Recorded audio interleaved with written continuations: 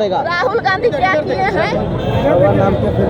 जो आज हम भी बयान देख रहे थे, संसद भवन में सीसी कैमरा लगा हुआ है, उनकी सरकार है, वो जांच करा ले।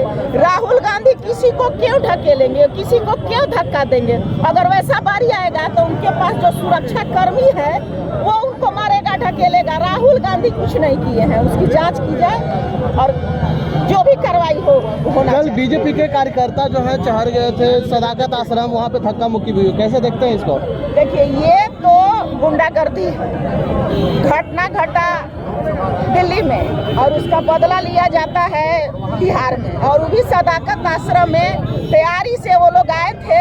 हमारे पार्टी के नेता को कोई मालूम नहीं था, लेकिन कहीं से हमको मालूम चला तो हम वहाँ के लोगों को खबर किए, हम क्षेत्र में थे, खबर किए, पुलिस को हम लोग खबर किए, अलर्ट हुआ पुलिस का। वहाँ जो लड़ाई झगड़ा है वो शांति से।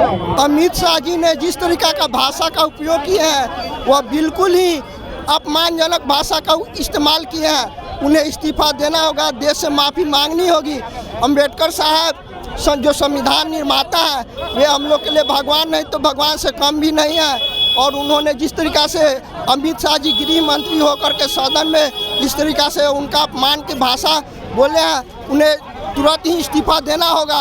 ये कांग्रेस पार्टी उनसे मांग करती है कि उन्हें इस्तीफा दें और देश से तुरंत माफ़ी मांगे। संविधान निर्माता जिन्होंने संविधान के रचयिता हैं और दलितों पिछड़ों सभी वर्गों के लिए अधिकार का उसमें सम्मान दिया गया, अधिकार दिया गया है। इसी बदौलत आज हम लोग सड़कों पर खड़े हैं और उनके लिए इस तरह का अपमान का भाषा देश कभी नहीं सह सकता है। भाई आप देखे हैं कि आदरणीय अमित शाह जी का हम लोग अम्बेडकर जिसने संविधान में अहम भूमिका निभाया और उसके बारे में किस तरह बोलते हैं कि कांग्रेस पार्टी को अगर भगवान का नाम लेते 7 जन्म तक स्वर्ग जाते। क्या हम लोग क्या भगवान का नाम ऐसे रोज नहीं लेते हैं? और अम्बेडकर जी बहुत संविधान को बनाने का जो आज देश चल रहा है, भारतीय जनता पार्टी को खत्म करना चाहती है, कांग्रेस इसका विरोध करती है और ये विरोध चलता रहेगा और अम्बेडकर जी को किए हुए काम को भुलाया नहीं जा सकता। लेकिन कहा जा रहा है कि कांग्रेस ने भी अपने समय में बाबा साहब अम्बेडकर का अपमान किया था। देखिए आपके उम्र कम है।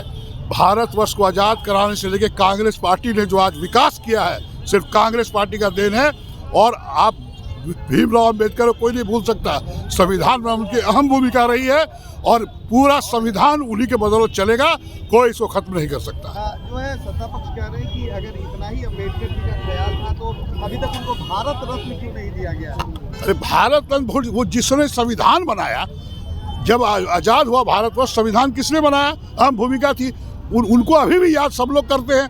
आप सब भारत रत्न छोटे चीज़ों की बात करते हैं, वो देश के सबसे माने हुए व्यक्ति है। संविधान चल रहा है देश, इसलिए उनको छोटा करने का भारत रत्न देकर उनको छोटा करने की जरूरत नहीं है। आपको नहीं लगता है कि अम्बेडकर जी के नाम पर अब जो है राजनीति हो रही है? कोई राजनीति नहीं हो रही। अम्बेडकर जी ने संविधान बनाया है और देश आज उसी पर चल रहा है। कोई राजनीति नहीं हो रही है। उनको कोई नहीं भूल सकता। उनके बताए हुए रास्ते पर हमको, आपको, सबको चल रहा है। अब आगे क्या हम लोग आदरणीय अमित शाह का इस्तीफा मांग रहे हैं। उनको आदरणीय प्रधानमंत्री जी को उनको इस्तीफा लेना चाहिए, चूँकि वो अम्बेडकर जी के बारे में बोले हैं कि अम्बेडकर कांग्रेस पार्टी चिल्लाते रहती है। अगर भगवान का नाम लेते होते तो 7 युग तक स्वर्ग में रहते। ये बिल्कुल गलत है। उनको कंपेयर करना जो संविधान बनाई है बिल्कुल गलत है। आपके नेता राहुल गांधी क्या कहेंगे? सर ये तो भारतीय जनता पार्टी ईडी और सीबीआई सबको करती है, जो उनके साथ नहीं होता है। आदरणीय राहुल गांधी किया है, वो राहुल गांधी से डर गए हैं। आने वाले दिन में आदरणीय राहुल गांधी प्रधानमंत्री होंगे। इतिहास में ऐसी घटना कोई नई नहीं है। अंग्रेजों ने महात्मा गांधी पे भी FIR किया था, जेल में डाला था। अंग्रेजों के जेल में 10 साल तक जवाहरलाल नेहरू रहे थे, राजेंद्र प्रसाद जी से लेकर मौलाना अबुल कलाम आज़ाद से लेकर के और सरदार पटेल तक। यह कोई नई बात नहीं है। सत्ता पक्ष और इस तरह का फासिस्ट सत्ता पक्ष चाहता है कि विरोध की कोई भी आवाज़, न्याय और इंसाफ की कोई भी आवाज़ दबा दी जाए। और दबाने के लिए आपके हाथ में कानून का डंडा है तो आप करते हैं। यही हुआ है, इसका प्रतिकार हम करेंगे, हम करना जानते हैं। सर आज भी सदन स्थगित हो गई हंगामे की वजह से। जाहिर सी बात, आप बाबा साहब का अपमान करके आप रह पाइएगा? आप सदन कैसे चला लीजिएगा?